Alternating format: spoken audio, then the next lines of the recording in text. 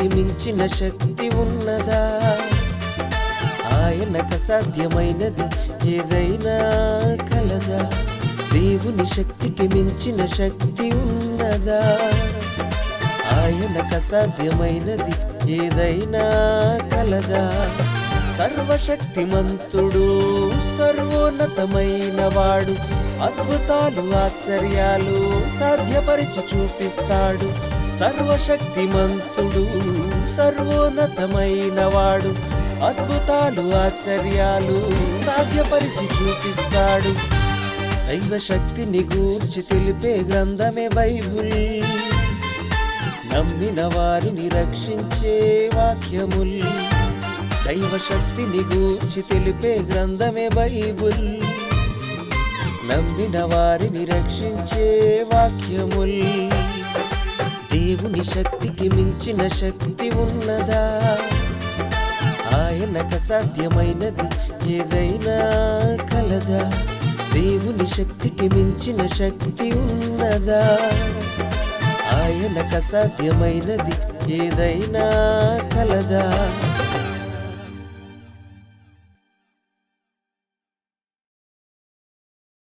దేవుని ఔన్నత్యమును, దేవుని మహాశక్తిని ప్రతి మనిషి తెలుసుకోవాలి. దేవుని గూర్చి తెలుసుకోవలసినదంతా దేవుడు మన మధ్య ప్రకృతిలో విశదపరిచాడు. దేవుని గూర్చి తెలుసుకోవలసిన దానినంతటిని ఏ విధముగా తెలుసుకోవాలో పరిశుద్ధ గ్రంథమందు ఆయన మాటలలోనూ పొందుపరిచాడు. అయితే మనుష్యులు అనేక పర్యాయములు దేవుని గూర్చి తెలుసుకొనుటలో విఫలమైపోయారు. అందువలన దేవునికి ఇంకనూ దూరంగానే బ్రతుకుచున్నారు. దేవునితో మనిషి వాదిస్తున్నాడు. దేవుని గూర్చి పలుకకూడని మాటలను మనిషి పలకడానికి తెగిస్తున్నాడు. దేవునిని ఎదిరించటానికి కూడా మనిషి తెగిస్తున్నాడు. ఇటువంటి పరిస్థితులలో ఈ పాఠము ద్వారా దేవుడు మహోన్నతమైనటువంటి విషయాలను మనిషికి బోధించాలనుకుంటున్నాడు. ప్రియులారా, దైవశక్తి అనే ఈ కార్యక్రమం ద్వారా ఎన్నో ఆధ్యాత్మిక సంగతులను, దేవుని యొక్క శక్తి స్వరూపాలను గూర్చి గత పాఠ్యాంశాలలో మీరు నేర్చుకున్నారు. ఆ పరంపరలో ఈరోజు కూడా చక్కని సంగతులను, దేవుని యొక్క ఉన్నతమైనటువంటి వ్యక్తిత్వాన్ని గూర్చి తెలియజెప్పే సంగతులను, మనిషి దేవుని ఎదుట ఎలా ప్రవర్తించాలో తెలియజెప్పే సంగతులను మనం నేర్చుకుందాం.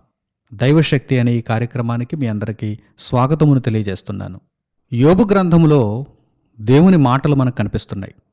38వ అధ్యాయం, 39వ అధ్యాయం, 40వ అధ్యాయం, 41వ అధ్యాయం. ఇప్పటి వరకు గత భాగాలలో 38, 39 అధ్యాయాలను మనం పూర్తి చేసుకున్నాం.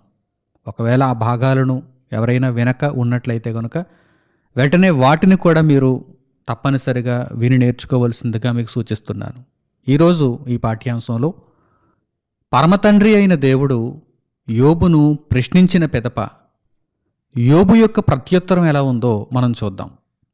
గత పాఠ్యాంశంలోనే దేవుడు యోబును ప్రశ్నిస్తున్నట్టుగా, అలాగే యోబుతో పాటు ఉన్నటువంటి 3 స్నేహితుల మీద కూడా దేవుని కోపము మండుచున్నట్టుగా మనం నేర్చుకున్నాం. ఎందుకంటే దేవునిని వారు ఎదిరిస్తున్నారు. దేవుని యొక్క శక్తిని, దేవుని యొక్క పూర్తి జ్ఞానమును గ్రహించకుండా వారు మాట్లాడుతున్నారు. ఒకే కోణంలో దేవుని యొక్క సంకల్పాన్ని, దేవుని యొక్క ప్రణాళికను వారు చూస్తున్నారు. కనుక దేవుడేమంటున్నాడంటే, సర్వశక్తుని మీద ఎవరైనా ఆక్షేపణలు చేయవచ్చా? దేవునితో ఎవరైనా వాదించవచ్చా? అలా వాదించాలనుకునేవారు, ఆక్షేపణలు చేయజూచేవారు, ఇదిగో నేను అడిగిన ప్రశ్నలకు సమాధానం చెప్పండి అని దేవుడు అక్కడ ప్రశ్నిస్తున్నాడు. అలా చెప్పిన పిదప యోబు గారి యొక్క ప్రత్యుత్తరం ఎలా ఉంది? ఎందుకంటే ఈ సంగతి అంతా కూడా యోబు గారిని గూర్చి కదా, ప్రధానంగా యోబు గారిని గూర్చి అక్కడ స్నేహితులు మాట్లాడుతున్నారు, అలాగే ఎలీహు మాట్లాడుతున్నాడు, యోబు గారు కూడా ప్రత్యుత్తరం ఇస్తున్నారు. అయితే దేవుడు సరాసరి ఆయన మాటలుగా యోబుతోనూ, 3 స్నేహితులతోనూ, ఎలీహుతోనూ, అలాగే సర్వ మానవాళితోనూ దేవుడు మాట్లాడుతున్నప్పుడు ఆ ప్రశ్నలలో దేవుడు తన్ను గూర్చి ఆలోచింపజేసినటువంటి విధానాన్ని మనం గత అధ్యాయాలలో చూచాం. 38, 39 అధ్యాయాలలో మనం చూచాం. ఇప్పుడు 40వ అధ్యాయంలో 3వ వాక్యం నుండి మనం చూడగలిగితే దేవుడు ప్రశ్నిస్తున్నాడు కదా. దేవుడు యోబును మాట్లాడమంటున్నాడు. ఏది, నేను అడిగినటువంటి ప్రశ్నలకు నీవు సమాధానం చెప్పగలవా అని దేవుడు యోబును ముఖ్యంగా అడుగుతున్నాడు. ప్రియులారా, ఈ మాటలను మనం చక్కగా ఆలోచన చేస్తున్నప్పుడు దేవుని యొక్క ప్రశ్నను మన జీవితాలలో కూడా మనం అన్వయించుకొని ఆయా సందర్భాలలో ఎప్పుడైనా దేవునితో వాదించే స్థితి మనం కూడా కలిగి ఉంటున్నామా, లేక దేవుని యొక్క మాటలను ఎదిరించే స్థితిని ఏమైనా మనం కలిగి ఉంటున్నామా, దేవుని ఎదుట మాట్లాడే తెగింపును, ధైర్యాన్ని మనం ఏమైనా తెచ్చుకుంటున్నామా? ఈ విషయాన్ని కూడా ఒక్కసారి మనకు మనముగా పరిశీలన చేసుకోవాలి. ముందుగా ఈ వాక్యాలనైతే మనం చూద్దాం. దేవుడు యోబుతో ప్రశ్నలు వేసిన తరువాత సర్వశక్తుడైన వానితో ఎవరైనా వాదించగలరా? ఆయన ఎదుట ఎవరైనా అసలు మాట్లాడగలరా? ఒకవేళ అలా మాట్లాడాలనుకుంటే ఇదిగో నేను అడిగిన ప్రశ్నలకు సమాధానం చెప్పాలి అని దేవుడు యోబుతో మాట్లాడుతున్నప్పుడు యోబు ఇచ్చిన ప్రత్యుత్తరాన్ని చూడండి. నీతిమంతుడైన యోబు. ఈ భూమి మీద ఈ జీవిత కాలంలో యోబు గారి వంటి నీతిని మనం కనుపరచలేకపోతున్నాం. యోబు గారికి ఉన్నటువంటి సహనాన్ని మనం చూపించలేకపోతున్నాం. యోబు గారి వలె యథార్థవంతులుగా మనం బ్రతకగలుగుతున్నామా? లేనేలేదు. అయినప్పటికీ యోబు గారు దేవునికి ఇస్తున్న ప్రత్యుత్తరాన్ని చూడండి. పాపముతో నిండిపోయిన మనిషి దేవుని ఎదుట ప్రవర్తించే తీరును చూడండి. ప్రస్తుత కాలంలో పాపముతో నిండిపోయిన మనిషి దేవుని ఎదుట ఎలా ప్రవర్తిస్తున్నాడు? దేవుని చేత నీతిమంతుడు, యథార్థవంతుడు అని పిలువబడినటువంటి యోబు గారు దేవుని ఎదుట ఎలా ప్రవర్తిస్తున్నారు? ఈ విషయాలను మనం ఆలోచన చేయగలిగితే, ఈ విషయాలలో ఉన్నటువంటి పరమార్థం మనకు అర్థం కాగలిగితే మనము దేవుని ఎదుట ఎలా ప్రవర్తించాలి, దేవుని సన్నిధిలో మన ప్రవర్తన ఎలా ఉండాలి, ఈ విషయాలు మనకు బోధపడతాయి. ప్రియులారా, ఆలస్యం చేయకుండా పరిశుద్ధ గ్రంథంలో యోబు గ్రంథము 40వ అధ్యాయము 3వ వచనం నుండి జాగ్రత్తగా మీరు చూడండి. యోబు గ్రంథము 40వ అధ్యాయము 3వ వచనం నుండి.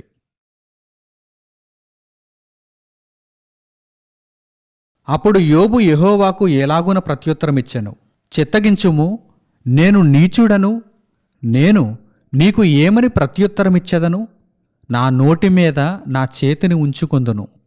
ఒకమారు మాటలాడితని నేను మరలా నోరెత్తను, 2 సార్లు మాటలాడితని ఇకను పలుకను. యోబు గారంతటి నీతిమంతుడు, యథార్థవంతుడు దేవుడు మాట్లాడమంటున్నప్పుడు, ఏది, నా ఎదుటికి వచ్చి నీవు మాట్లాడగలవా? నా సన్నిధిలో నీవు మాట్లాడగలవా? నేను అడిగిన ప్రశ్నలకు నీవు సమాధానం చెప్పగలవా అన్నప్పుడు యోబు గారు ఏమంటున్నారు? మొట్టమొదట చూడండి, మన ప్రవర్తన దేవుని ఎదుట ఎలా ఉన్నదన్నది తర్వాత విషయం. తర్వాత మనం ఆలోచన చేసుకుందాం, పరీక్ష చేసుకుందాం.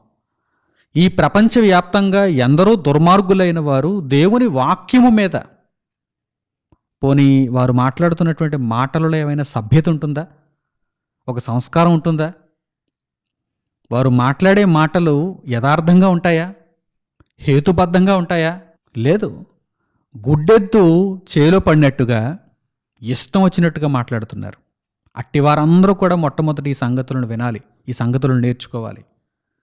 యోబు గారు ఒక నీతిమంతుడు. ఆయన కాలి గోటికి కూడా ఎవరు సరిపోరు.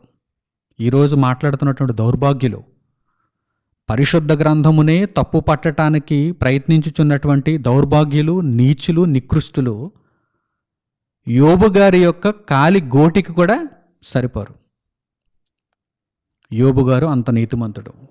తనకు ఇబ్బందులు, శ్రమలు, వేదనలు, శోధనలు ఎన్ని కలిగినా కానీ అపవాది అయిన వాడు యోబును ఇక దేవుని ముందే అతడు దూషించి వెళ్ళిపోతాడు అనుకుని అంత భయంకరంగా యోబును ఇబ్బంది పెట్టినప్పుడు యోబు ఎంతో విశ్వాసంతో, యోబు ఎంతో అణకువతో, యోబు ఎంతో ఓర్పుతో, సహనమును పూర్తిగా తనలో నింపుకున్నవాడై దేవుని మీద పల్లెత్తు మాట కూడా మాట్లాడకుండా దేవుడిచ్చాడు, దేవుడు తీసుకుని వెళ్ళిపోయాడు. ఎంతో చక్కని మనస్సుతో ఉన్నటువంటి యోబు, నీతిమంతుడుగా, యథార్థవంతుడుగా ఉన్నటువంటి యోబు దేవుని దగ్గరకు వచ్చేసరికి దేవుని ముందు అసలు మాట్లాడమని దేవుడు అడుగుతున్నప్పుడు ఏమంటున్నాడు చూడండి. యోబు ఏమంటున్నాడు చూడండి. నీతిమంతుడు యథార్థవంతుడైనటువంటి యోబు ఏమంటున్నాడు చూడండి. నేను నీచుడను అంటున్నాడు యోబు. దేవుని దగ్గర మనం ఎవరం? దేవుని ముందు మనం ఎవరం? నీతిమంతులమా? దేవుని ముందు మనం పవిత్రులమా? దేవుని ముందు మనం పరిశుద్ధులమా? ఆయన చెప్పాలి ఆ విషయం, మనం చెప్పుకోకూడదు.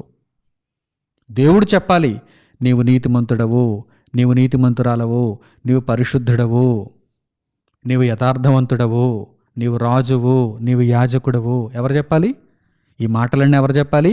దేవుడు చెప్పాలి. మనకు మనమే బోరవుతుకోకూడదు. మనకు మనమే ఈ బిరుదులన్నీ వ్రాసుకుని మెడలో ఒక పలక వేసుకుని తిరగకూడదు. మనము భూమి మీద ఇదిగో ఒక యోబు వలె జీవించాలి, ఒక మోషే వలె జీవించాలి. ప్రభు అయిన యేసుక్రీస్తును ధరించుకొని ముందుకు కొనసాగాలి. సంపూర్ణులం అవ్వాలంటే ప్రభు అయిన యేసును పోలి నడుచుకోవాలి. ప్రియులారా, ఎంతో నీతిమంతుడు, సహనశీలి, యథార్థవంతుడైనటువంటి యోబే దేవుని దగ్గరకు వచ్చేసరికి దేవుడు అడుగుతున్నటువంటి ప్రశ్నలకు 38వ అధ్యాయంలో 39వ అధ్యాయంలో దేవుడు అడిగిన ప్రశ్నలన్నీ విన్నారు. ప్రకృతిలో ఎన్నో ఉదాహరణలను దేవుడు చూపించి ఇదిగో ఇప్పుడు నాకు సమాధానం చెప్పండి అంటున్నాడు దేవుడు. అప్పుడు యోబు ఏమంటున్నాడు చూడండి. యోబు ఏమంటున్నాడు చూడండి. తాను చేసిన పాపమునకు శిక్ష అనుభవించటం లేదు యోబు. యోబు పరీక్షింపబడుతున్నాడు అయినా సరే, యోబు పరీక్షింపబడుతున్నాడు అయినా సరే దేవుని ముందు ఏమంటున్నాడు చూడండి. నేను నీచుడను, నేను నీకు ఏమని ప్రత్యుత్తరం ఇచ్చేదను?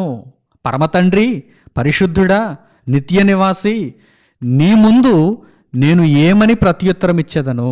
నేను నా నోటి మీద నా చేతిని ఉంచుకుంటున్నాను, నా నోటిని కాచుకుంటున్నాను.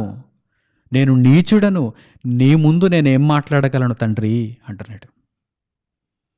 ఎంత గొప్ప నీతిమంతుడు, ఎంత గొప్ప యథార్థవంతుడైనటువంటి యోబే దేవుని ముందు ఏమంటున్నాడు? నేను నీచుడను, నా నోటి మీద నా చేతిని ఉంచుకుంటున్నాను, నేనేమి మాట్లాడను, ఒక మారు మాట్లాడాను, క్షమించు, 2 సార్లు నేను మాట్లాడాను, క్షమించు తండ్రి, ఇక నేను మాట్లాడలేను. నీవే ప్రశ్నలు అడిగితే నేనేం మాట్లాడగలను? నా స్నేహితులు వచ్చారు, వారు నన్ను ప్రశ్నిస్తున్నారు, నేను మాట్లాడాను. కానీ నీవు మాట్లాడుతుంటే నీ ముందు, నీ వాక్యం ముందు అసలు నేనేమైనా మాట్లాడగలనా? నీ పరిశుద్ధత ముందు నాకున్న పరిశుద్ధత ఎంత? నీ నీతి ముందు నా నీతి ఏపాటిది? అసలు ఎన్నికలోనికి వస్తుందా? ఎన్నికలోనికి వస్తుందా? నీ దగ్గర 100 పాళ్ళు నీతి ఉందనుకుంటే నా దగ్గర 1 పాళ్ళైనా ఉందా? అసలు ఎన్నికలోనికి వచ్చే నీతి నాలో ఏమైనా ఉందా? ఇదండి యోబు గారు మాట్లాడుతున్న విధానం. ఇప్పుడు ఈ విధానాన్ని మన జీవితాలలోనికి అన్వయించుకొని మనము దేవుని దగ్గర ఎలాంటి ప్రవర్తన కలిగి ఉంటున్నాం ఒక్కసారి గమనించండి. ఈరోజు ఎందరో దౌర్భాగ్యులు ఉన్నారు. దేవుని వాక్యం అర్థం చేసుకోవటానికి జీవితకాలం సరిపోదు. జీవితకాలం అంతా కూడా పరిశోధిస్తూ దేవుని దగ్గరకు వచ్చి ఆయనకు మ్రొక్కి ఆయన పాదముల మీద పడి వెక్కి వెక్కి ఏడ్చి ఆ దేవుని మాటలలో ఉన్న సారాంశమును అనుగ్రహించమని దేవుణ్ణి వేడుకోవాలి. అయినా సరే బ్రతుకు సరిపోదు. దేవుని మాటలను అర్థం చేసుకోవడానికి ఈ బ్రతుకు సరిపోదు. అంత విశేషమైనటువంటి ఒక నిధి వలె ఉన్నటువంటి మహాజ్ఞానాన్ని దేవుడు ఆయన మాటలలో పొందుపరిచి ఇదిగో మన చేతుల్లో పెట్టాడు. ఎవరికి అర్థమవుతుంది? పరిశుద్ధ గ్రంథంలో ఉన్న 66 పుస్తకాలలో ఉన్నటువంటి సర్వోన్నతమైన జ్ఞానం పరిపూర్ణంగా ఎవరికి అర్థమవుతుంది? కొంత మట్టుకు మాత్రమే మనం నేర్చుకోగలుగుతున్నాం. పరిపూర్ణంగా అంతా సాధించగలుగుతున్నామా? ఎంత నేర్చుకున్నా ఇంకా నేర్చుకోతగినది ఎంతో ఉన్నది. ఎందుకంటే ఈ బ్రతుకు కాలం సరిపోదు. దేవుడు నిర్ణయించిన దానిని బట్టి మనం నేర్చుకోగలుగుతున్నాం. దేవుడు మనకు అనుగ్రహించిన దానిని బట్టి మనం సంపాదించుకోగలుగుతున్నాం, ఆ నిధులను సంపాదించుకోగలుగుతున్నాం. ప్రతిరోజు దేవుని వాక్యం నేర్చుకుంటూ ఆ నిధిలో కొంత సంపాదించుకోగలుగుతున్నాం. కానీ అంతా సంపాదించుకోవటానికి మనకు సమయం లేదు, అంత పరిజ్ఞానం మనలో లేదు, అంత తాహత మనలో లేదు, ఆ స్థాయికి సంబంధించిన వారం కాము మనం. అయినా దేవుడిచ్చినటువంటి బ్రతుకులో ఎంతో అమూల్యమైనటువంటి ఆయన జ్ఞానమును కొద్దిగానైనా సంపాదించుకోవటానికి మనం ప్రయత్నం చేస్తున్నాం. కానీ దుష్టులైన వారు, పొగరబోతులైన వారు, ఎందుకు పనికిరాని వారు వారేమంటున్నారు? ఈరోజు సమాజంలో ఎందరో ఉన్నారు అలాంటి వారు. పరిశుద్ధ గ్రంథమును ద్వేషించేవారుగా ఉన్నారు. దేవుని వాక్యమును అడ్డగించేవారుగా ఉన్నారు. దేవుని వాక్యం అర్థం కాకపోయేసరికి వారు ఎంతో వ్యతిరేకముగా వ్రాతలు వ్రాసేవారుగా ఉన్నారు. బలహీనులైన వారిని వారి యొక్క బలహీన విశ్వాసాలలో నుండి వీరి వ్రాతల వలన, చేష్టల వలన, మాటల వలన, కుప్పి గెంతుల వలన ఆ బలహీనమైన విశ్వాసంలో నుండి బయటకు తీసుకుని రాగలరేమో కానీ బలమైన విశ్వాసంలో ఉన్నవాడిని ఇంచు కూడా కదపలేరు. బలమైన విశ్వాసంలో ఉన్నవారిని కొంచెం కూడా, ఇంచు కాదు మిల్లీమీటర్ కూడా కదపలేరు. ఎందుకంటే బలమైన విశ్వాసంలో ఉన్నవారికి దేవుని జ్ఞానం అర్థమైంది. అర్థమైన వాడికి నువ్వేం చెబుతావు? దేవుని జ్ఞానం అర్థమైన వాడికి నువ్వేం చెప్పగలవు? తప్పుగా ఏమైనా మాట్లాడగలవా? వారి దగ్గరికి వెళ్ళి దేవుని యొక్క గ్రంథం మీద తప్పుడుగా ఏమైనా మాట్లాడగలవా? చెంప చెల్లు అనిపించేలా మరలా తిరిగి సమాధానం చెబుతారు. నువ్వు అడిగిన చెత్త ప్రశ్నలకు చెంప చెల్లుమనేలా సమాధానాలు చెబుతారు.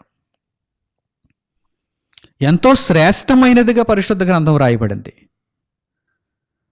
ఒక వెండి మట్టి మోసలో 7 మారులు ఊది కరిగించి దానిని పవిత్రముగా మీరు మారిస్తే అది పరిశుద్ధమైనది, అది మేలిమి అయినది అని మీరు ఎలా చెప్పగలుగుతారో? అంతకంటే శ్రేష్టమైనటువంటి దేవుని మాటలు పరిశుద్ధ గ్రంథంలో కనిపిస్తున్నప్పుడు ఈరోజు పచ్చకామెరలు వచ్చినటువంటి రీతిగా కొందరు వ్యక్తులు దూషణ పాలు చేస్తున్నారు, తప్పుడుగా మాట్లాడుతున్నారు. అసలు దేవుని ముందు మాట్లాడటానికి వారికి అసలు స్థాయి ఉందా? పరిశుద్ధ గ్రంథమును పట్టుకోవడానికి వారికి అసలు స్థాయి ఉందా? యోబు గారు ఏమంటున్నారు చూడండి, ఇంత గొప్ప నీతిమంతుడు, ఇంత గొప్ప యథార్థవంతుడు దేవుని దగ్గరకు వచ్చి ఏమంటున్నాడు చూడండి.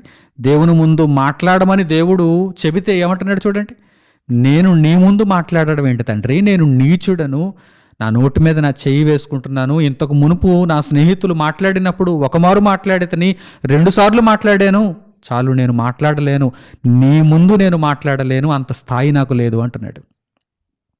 అంటే యోబులో ఉన్న నీతి ఆయన మాటలలో ఇప్పుడు మనం చూడగలం.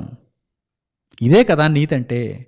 దేవుని దగ్గర మనం తగ్గిపోవడం, దేవునికి విధేయత చూపించడం, ఇదే కదా మనం సంపాదించుకోగలిగిన నీతి. ప్రియులారా, ఇటువంటి భావన మన దగ్గర ఉండాలి. దేవుని విషయంకి వచ్చేసరికి ఇటువంటి భావన మన దగ్గర ఉండాలి. అంతే తప్ప ఏదో నాకు అంతా తెలుసు అనుకుంటే ఏమీ తెలియని వారుగా మిగిలిపోతారు.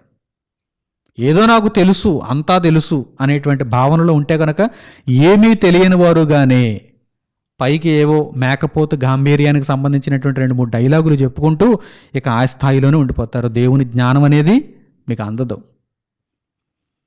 మీరు దేవుని జ్ఞానంలోనికి అడుగు పెట్టాలంటే కనుక మొట్టమొదట మీరు ధరించుకోవలసినటువంటి ఆభరణం ఏంటంటే, ఆ వస్త్రం ఏంటంటే, మీరు తగ్గిపోవాలి, మీరు దీనత్వాన్ని ధరించుకోవాలి. దీనులుగా మీరు మారితేనే దేవుని యొద్ద నుండి జ్ఞానం మీకు అనుగ్రహింపబడుతుంది. దీనత్వము లేనిది దేవుని జ్ఞానము మీకు అందదు. యోబు గారిలో ఉన్నది దీనత్వమే.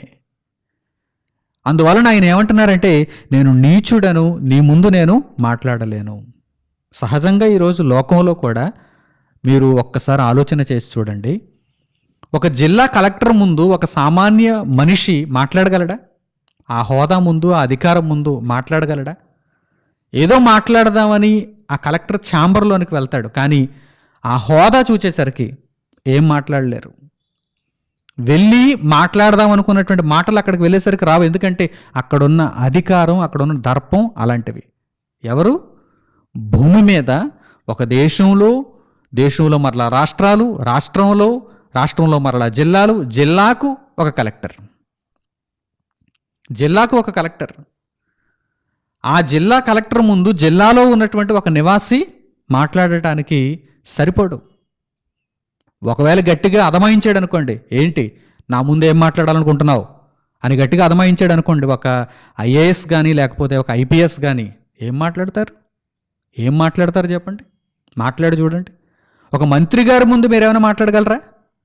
ఒక మినిస్టర్ ఏంటి ఏదో మాట్లాడదామన్నావట, ఏదో కంప్లైంట్ ఇస్తానన్నావట, ఏం మాట్లాడు అన్నారనుకోండి, అయ్యా అంటూ ఉంటారు. ఒక మంత్రి ముందు, ఒక 5 ఏళ్ల పరిపాలనా అధికారాన్ని చేతుల్లో కలిగినటువంటి ఒక మంత్రి ముందు నువ్వు మాట్లాడగలిగేటువంటి పరిస్థితి అది. ఒక ముఖ్యమంత్రి ముందు, ఒక ప్రధానమంత్రి ముందు, ఒక ప్రెసిడెంట్ ముందు, అగ్రరాజ్యంలో ఒక ప్రెసిడెంట్ ముందు ఏం మాట్లాడతారు? వారి దగ్గరకు వెళ్ళక ముందు ఏవేవో అనుకుంటారు మాట్లాడదామని, కానీ నిజంగా వారి యొక్క అధికారం, వారి యొక్క దర్పం, వారి యొక్క హోదా మీరు చూసేసరికి ఏమీ మాట్లాడలేరు. అంత ఎందుకండి, ఒక ఇంటర్వ్యూకి వెళ్తారు. ఇంటర్వ్యూ ఇంకా ఫేస్ చేయక ముందు బయట ఉన్నప్పుడు, ఇంటర్వ్యూ గదికి బయట ఉన్నప్పుడు అడిగిన ప్రతి ప్రశ్నకు ధైర్యంగా సమాధానం చెప్పాలని అనుకునే వెళ్తారు లోపలికి. కానీ వారు అడిగే ప్రశ్నలకు, అక్కడ ఉన్నటువంటి ఆ హోదా, ఆ దర్పం చూసేసరికి, ఆ ఇంటర్వ్యూ ప్యానెల్ చూసేసరికి మీకు వచ్చినవన్నీ కూడా మీరు మర్చిపోతారు. మీకు వచ్చినటువంటి సమాధానాలే, వారు ప్రశ్నలు అడుగుతున్నప్పుడు మీకు వచ్చినటువంటి సమాధానాలే, అవి చెప్పడానికి మీకు ఆ మాట రాదు. అందుకే చాలామందికి ఆ ఫియర్ ఉంటుంది, స్టేజ్ ఫియర్ ఉంటుంది, అందరి ముందు మాట్లాడడానికి ఫియర్ ఉంటుంది. ఇలాంటిది ఇన్ని భయాల మధ్య ఈరోజు మనుషులుగా మనమంతా జీవనాన్ని కొనసాగిస్తున్నప్పుడు దేవుడంటే మనకు ఎందుకు లేదు భయం? దేవుని వాక్యం అంటే ఎందుకు లేదు భయం? ఒకానొక కారణం ఏంటంటే ఆయన హోదా, ఆయన యొక్క దర్పం, ఆయన యొక్క శక్తి స్వరూపాలు పూర్తిగా మనకు తెలియదు. అందుకే దైవశక్తి అనే ఈ కార్యక్రమంలో ఆయన యొక్క పూర్తి తత్వాన్ని చూపించడానికి నేను ప్రతి కార్యక్రమంలో ప్రయత్నం చేస్తున్నాను. దైవశక్తి అనేటువంటి ఈ కార్యక్రమం పేరు కూడా అందుకే దైవశక్తి. ఆయనను గూర్చి మీరు ఎలా ఆలోచన చేస్తున్నారు? పరలోకమందున్న దేవుని గూర్చి ఒక మనిషి ఎలా ఆలోచన చేస్తున్నాడు? యోబు గారిని చూడండి. ఈ భూమి మీద ఉన్న మనుషులందరికంటే ఉన్నతుడు, నీతిమంతుడు. ఆ నీతిమంతుడే, యథార్థవంతుడే, ఆ తరంలో నీతిమంతుడు, యథార్థవంతుడుగా బ్రతికినటువంటి యోబు గారే దేవుని ముందు మాట్లాడడానికి ఏమంటున్నాడు? నేను నీచుడను, నా నోటి మీద నా చెయ్యి వేసుకుంటున్నాను, నేను ఇక మాట్లాడను అంటున్నాడు. నేను మాట్లాడలేను తండ్రి, నీవే మాట్లాడితే అంటున్నాడు. చూసారా? కనుక ఈ సందర్భంలో ఈ పరిస్థితిని మనం అర్థం చేసుకుంటున్నప్పుడు దేవుని దగ్గరకు వెళ్ళేసరికి మనం ఏమైనా మాట్లాడగలమా?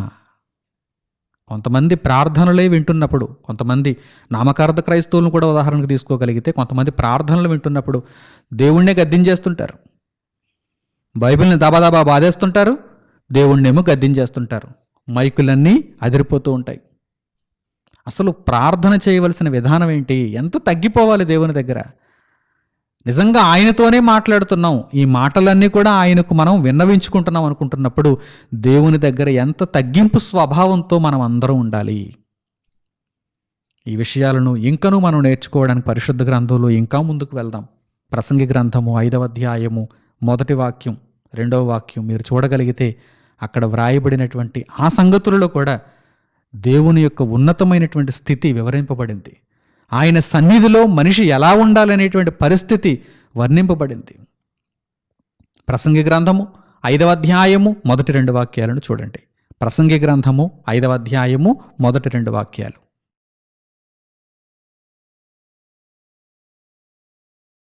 నీవు దేవుని మందిరమునకు పోవునప్పుడు నీ ప్రవర్తన జాగ్రత్తగా చూచుకొనుము.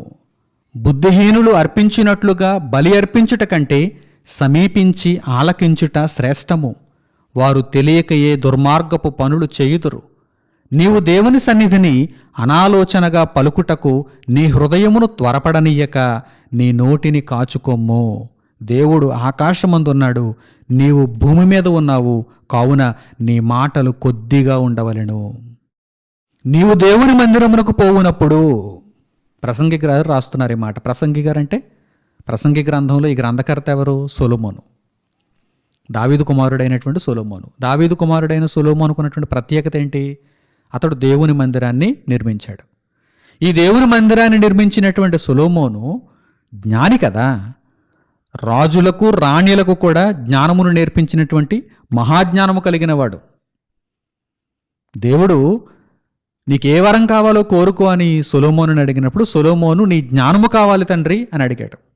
భూమి మీద ఆ తరములో ఉన్న రాజులు, రాణులు, చక్రవర్తులు అందరికంటే జ్ఞాన సంపన్నుడు సొలొమోను. ఆ సొలొమోను జ్ఞానయుక్తంగా ఏమంటున్నాడు చూడండి.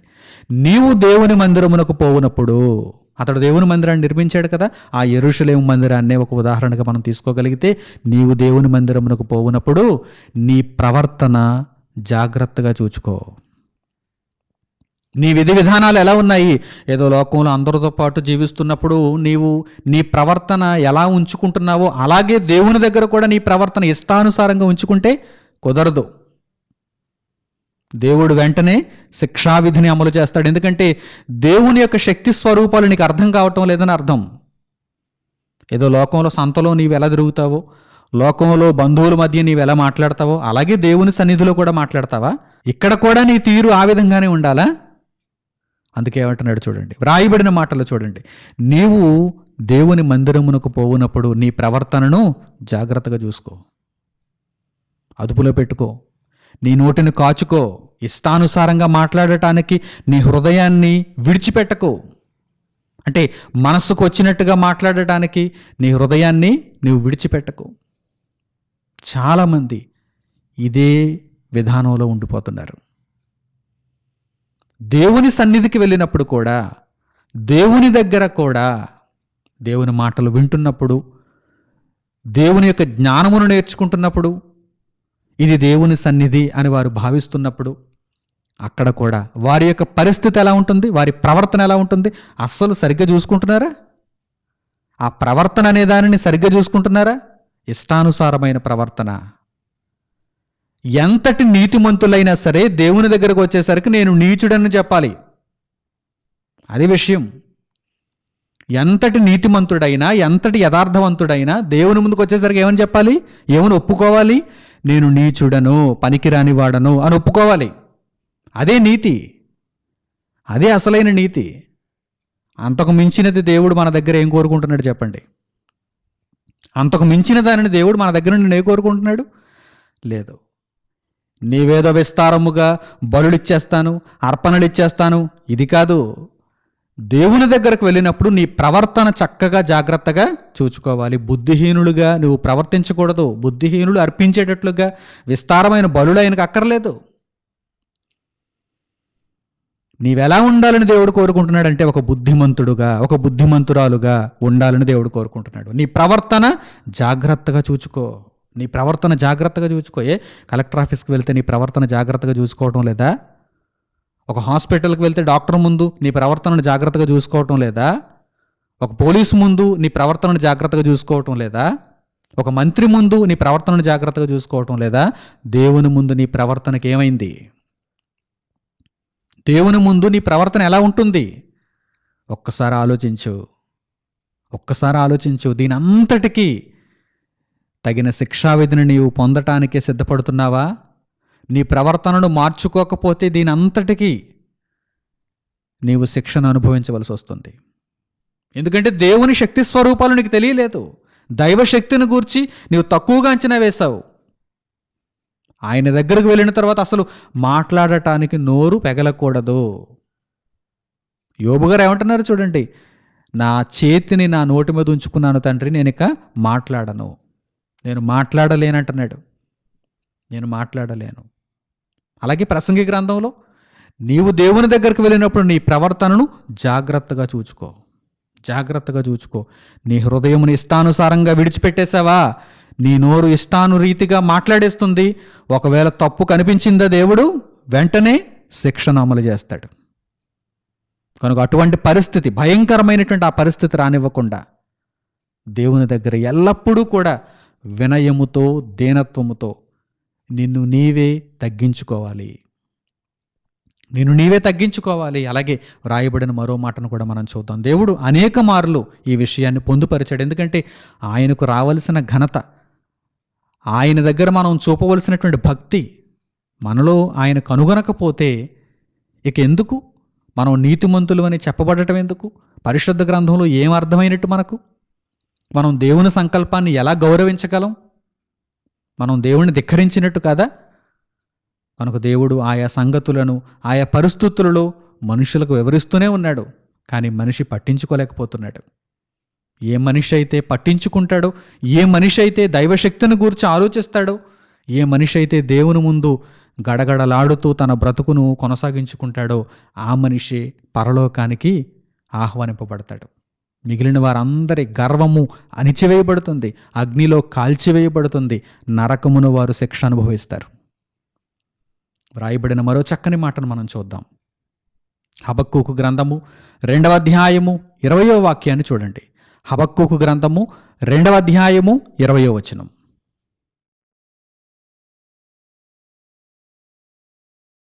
అయితే యెహోవా తన పరిశుద్ధాలయములో ఉన్నాడు, ఆయన సన్నిధిని లోకమంతయు మౌనముగా ఉండునుగాక.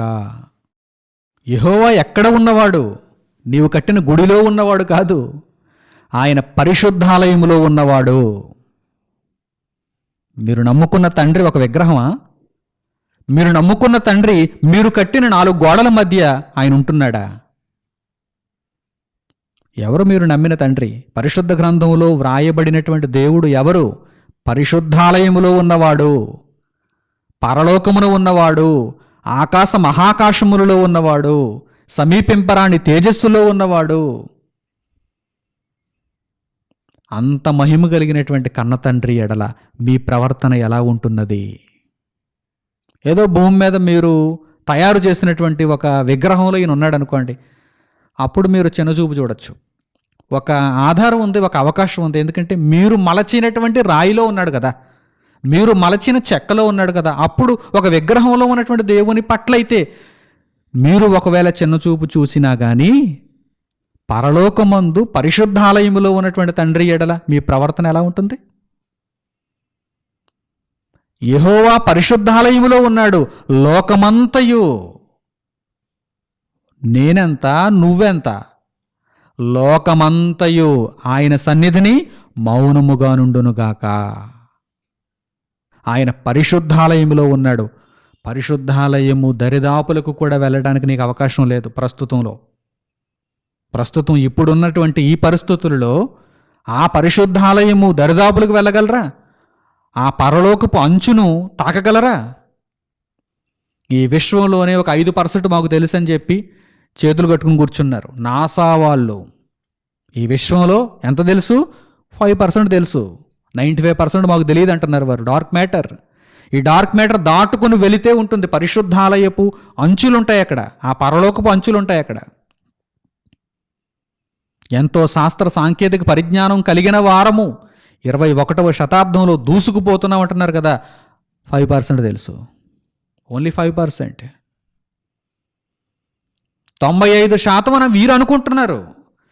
ఇంకా మాకు తెలియనిది 95% అని వీరు అనుకుంటున్నారు. ఇంకా ఎక్కువ ఉండొచ్చు, 99% ఉండొచ్చు. ఎవడు చెప్పాడు? 95%ఏనండి. పర్సంటేజ్ లెక్క కట్టడానికి కూడా మొత్తం ఎంతో తెలియాలి కదా ముందు. వీరు ఒక అంచనా, మాకు ఇంత తెలిసిందంటే ఇంత ఒక 5% అనుకుందాం అనుకున్నారు వీరు. కానీ ఈ ఇంత 5, 4, 3, 2, 1, 0.1 తెలీదు. అయితే ఎవడడుగుతాడు? మొత్తం పర్సంటేజ్ నీకు తెలుసా? 5% తెలుసు అంటున్నావు అని ఎవడడుగుతాడు? ఎవడడగడు. కనుక మాకు 5% తెలుసు, మిగిలినదంతా డార్క్ మ్యాటర్ 95%, దానిని వదిలేద్దాం, దానితో ఇక మనకు సంబంధం లేదు, దానిని గురించి పట్టించుకుంటే ఇక మనం సాధించేదే ఉండదు అని చల్లగా తప్పించుకున్నారు. ఒకవేళ వీరంటున్నటువంటి మాటలే మనం అంచనాలను నిజాలనుకుని 5% తెలుసు, 95% తెలియదు అనుకుంటే, ఆ 95% తెలుసుకున్న పిదప వచ్చేదే ఆ అంచే పరలోకపు అంచు. ఆ పరలోకంలో ఉన్నాడు ఆయన, పరిశుద్ధాలయంలో ఉన్నాడు ఆయన. ఆయన సన్నిధిని లోకమంతయు, ఒకడు కాదు, ఇద్దరు కాదు, ముగ్గురు కాదు, దేశం కాదు, దేశాలన్నీ, లోకమంతయు ఎలా ఉండాలి? కిమ్మనకుండా ఉండాలి, మౌనముగా ఉండాలి. Keep silence. పరిశుద్ధ గ్రంథంలో దేవుని యొక్క సంకల్పం ఉండగా, పరిశుద్ధ గ్రంథంలో నీ బ్రతుకు విధానం ఎలా ఉండాలో నేర్పింపబడగా, నువ్వెవడవు ఆయన దగ్గరకు వచ్చి ఆయన మాటలను శంకించటానికి, ఆయన మాటలను తప్పుపట్టడానికి? అసలు నీ బ్రతుకెంత? నీ జీవితం ఎంత? నీ జీవితాన్ని ఒక్కసారి మనుషులనే చూపమంటే వారు మాట్లాడే మాటలలో నీ జీవితాన్ని ఎలా చూపిస్తారు? అత్యంత దరిద్రమైనదిగా చూపిస్తారు. మనుషులే నీ చిట్టా విప్పేస్తారు. ఎందుకంటే నీ బ్రతుకంతా ఈ మనుషులకి అర్థమైపోతుంది కదా. ఆ మనుషుల్ని మాట్లాడమంటే నీ బ్రతుకును గూర్చి వారు మాట్లాడతారు, దేవుని వరకు అక్కర్లేదు. ఇక దేవుడే నీ బ్రతుకును గూర్చి చిట్టా విప్పితే ఎలా ఉంటుందో తెలుసా? అది అంత్యదినమున జరుగుతుంది, ఆ తీర్పు దినమున జరుగుతుంది. కనుక ఎందుకింత దారుణమైన పరిస్థితిని మీకు మీరే కొని తెచ్చుకోవటం?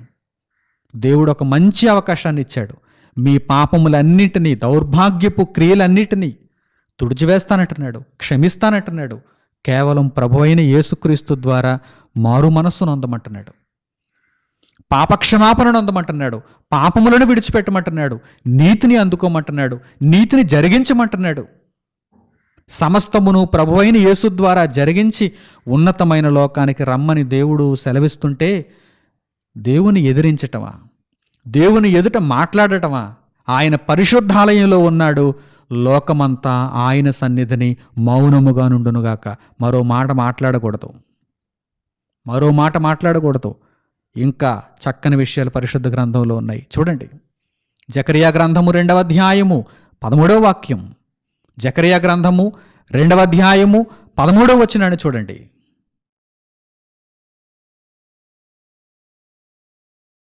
సకల జనులారా, యెహోవా తన పరిశుద్ధమైన నివాసము విడిచి వచ్చుచున్నాడు, ఆయన సన్నిధిని మౌనులయ్యుండుడి. ఇక్కడ వార్నింగ్ ఇవ్వబడింది. ఎవరికి ఇవ్వబడింది వార్నింగ్? ఒకరికి ఇద్దరికి కాదు, సకల జనులకు. ఆయన తన పరిశుద్ధ నివాసము నుండి వచ్చుచున్నాడు. జాగ్రత్త, మౌనంగా ఉండండి. లోకమంతటిని మౌనంగా ఉంచటానికి ఆయనకు క్షణాలలో పని. మౌనంగా ఉంచుతాడు ఆయన. కానీ నీ అంతటా నీవే మౌనంగా ఉంటే నీలో నీతిని కనుగొంటాడు. నీవు వెర్రవీగుతుంటే నిన్ను మౌనంగా ఉంచగలిగిన కెపాసిటీ ఆయన దగ్గర ఉంది. నిన్ను మౌనముగా ఉంచగలిగిన కెపాసిటీ ఆయన దగ్గర ఉంది.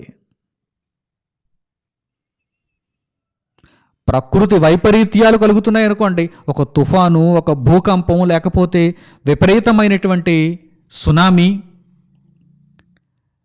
లేక అడవులలో కార్చిచ్చు, వడగండ్లు, విపరీతమైనటువంటి వేడి గాలులు, విపరీతమైన చలి, ఏదైనా సరే ప్రకృతి వైపరీత్యం ఎలా ఉంటుంది? ఆ ప్రాంతం అంతా ప్రకృతి వైపరీత్యం కలిగిన తరువాత ఆ ప్రాంతం అంతా ఎలా ఉంటుంది? Silence. Keep silence, maintaining silence. ఎందుకని? మాట్లాడడానికి ఏముంది? మైకి పెట్టుకోవడానికి ఏముంది? పాటలు పాడుకోవడానికి ఏముంది? గెంతులు గెంతడానికి ఏముంది? ఆహార పదార్థాలు వండుకుని అందరూ తినేయడానికి ఏముంది? అంత శ్మశానంలా మారిపోయింది. ఒక ప్రకృతి వైపరీత్యం వచ్చి మొత్తం ఆ ప్రాంతాన్ని అంతటినీ నిశ్శబ్దంగా మార్చేస్తుంది, నిమ్మలంగా మార్చేస్తుంది. ఎందుకంటే ఆయన కోపానికి ఎవ్వడూ సహించలేడు. ఆయన కోపానికి దేశాలు కూడా ఏమైపోతాయి? నిమ్మలంగా మారిపోతాయి, మౌనంగా మారిపోతాయి. సకల జనులారా, ఒక రోగం వచ్చిందంటే లాక్డౌన్, తాళాలు వేసుకోండి, అన్నిటికీ తాళాలు వేసేసుకోండి, లాక్డౌన్. ఎవడు మాట్లాడడానికి వీల్లేదు. ఎవడికి వాడు లోపలే ఉండండి, బయటకు రావద్దు. ఎందుకని? దేవుడు తలుచుకున్నాడంటే, దేవుని యొక్క ఉగ్రతను ఆయన చూపిస్తున్నాడంటే, ఏదో ఒక రూపాన దేవుడు తన ఉగ్రతను చూపిస్తున్నాడంటే సకల జనులు కూడా మౌనంగా ఉండాల్సిందే. ఎవడు మాట్లాడడానికి తెగిస్తున్నాడు? సకల జనులారా, మీరందరూ ఆయన సన్నిధిలో మౌనంగా ఉండండి. ఆయన బయలుదేరాడంటే అర్థం ఏంటి? ఏదో ఒక విపత్తు సంభవింపబోచున్నది అని అర్థం. ప్రవక్తలు తెలియజేస్తున్నారు ఆయన బయలుదేరుతున్నాడు, ఆయన నివాసము నుండి ఆయన బయలుదేరుతున్నాడు. సకల జనులారా మౌనంగా ఉండండి. ఇవన్నీ మీకు ఎప్పుడు అర్థమవుతాయి? దేవుని శక్తి స్వరూపాలు మీకు అర్థమైనప్పుడు ఇవన్నీ మీకు అర్థమవుతాయి. దేవుని ఎదుట మీ ప్రవర్తన ఎలా ఉండాలో మీకు అర్థమవుతుంది. దేవుని మీరు ఎలా చూడాలో అప్పుడు మీకు అర్థమవుతుంది. లేని పక్షంలో హృదయాన్ని ఇష్టానుసారంగా విడిచిపెట్టి ఇష్టానురీతిన మీ నోటితో మాట్లాడి మీకు మీరే కీడును మీరు కొని తెచ్చుకొని దేవునికి దూరం అయిపోతున్నారు. కనుక ఎకనైనా కళ్ళు తెరుచుకొని దేవుని యొక్క శక్తిని, సామర్థ్యాన్ని గ్రహించిన వారై దేవుని ఎదుట అత్యంత గొప్పదైనటువంటి భయభక్తులను వినయమును చూపిస్తూ దీనత్వమును ధరించుకుంటూ మీరెంత నీతిని ఘనతను సంపాదించినా దేవుని ఎదుట మాత్రం నీచులేనన్న సంగతిని మనసులో స్థిరముగా మీరు భద్రపరుచుకున్నవారై దానిని నిత్యము జ్ఞాపకమందుంచుకున్నవారై దేవుని భక్తిలో ముందుకు కొనసాగాలని ఈ పాఠము ద్వారా నన్ను నేను హెచ్చరించుకుంటూ మిమ్మల్ని అందరినీ దేవుని మార్గంలో ఉండాలని హెచ్చరిస్తూ నేను దేవుని వాక్యం ఇంతటితో ముగిస్తున్నాను.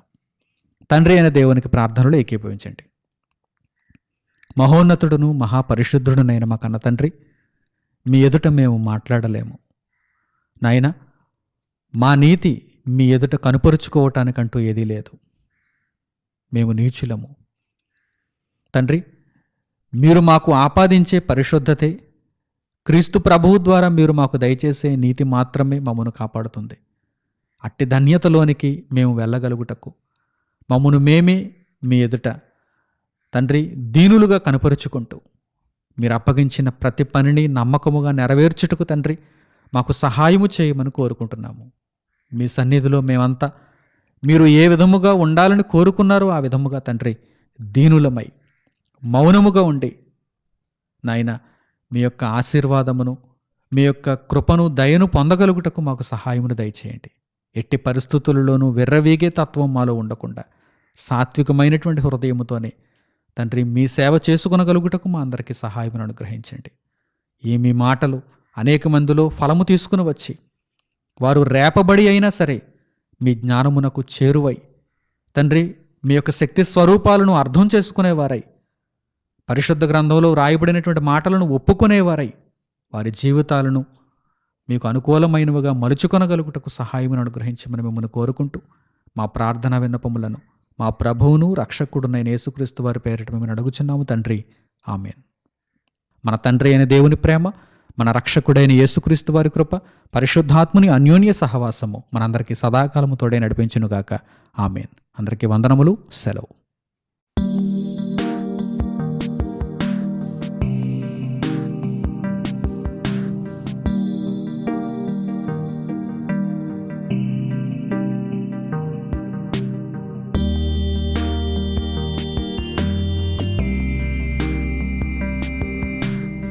సహోదరులు మణికుమార్ గారు ప్రసంగించిన ఎన్నో ఆత్మ సంబంధమైన సంగతులను ఉచితంగా వీక్షించుటకు మా యూట్యూబ్ ఛానల్స్ను తప్పక దర్శించండి. మా సమాచారమును ఎప్పటికప్పుడు తెలుసుకొని ఆత్మీయ అభివృద్ధి నొందవలనంటే మా యూట్యూబ్ ఛానల్స్ను సబ్స్క్రైబ్ చేసుకోండి. సత్వర నోటిఫికేషన్ కొరకు సబ్స్క్రైబ్స్ బటన్ ప్రక్కన ఉన్న బెల్ సింబల్ను క్లిక్ చేయండి. మరిన్ని వివరాలకు మీరు సంప్రదించవలసిన మా ఫోన్ నంబర్స్ 8978414178 మరియు 8333927666. ధన్యవాదములు.